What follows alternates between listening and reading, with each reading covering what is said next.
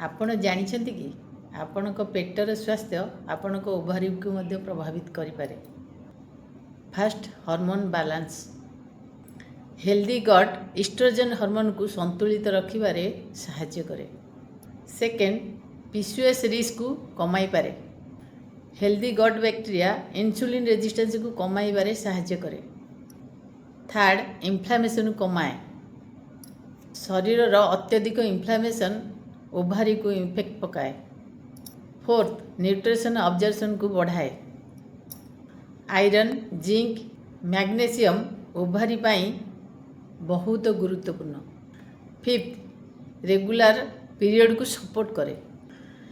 Healthy gut भल hormone balance माध्यम रे पीरियड साइकिल को सहायता करे। जानी पारुथिबे वोमेन्स हेल्थ रे गट हेल्थ काहे की जरूरी।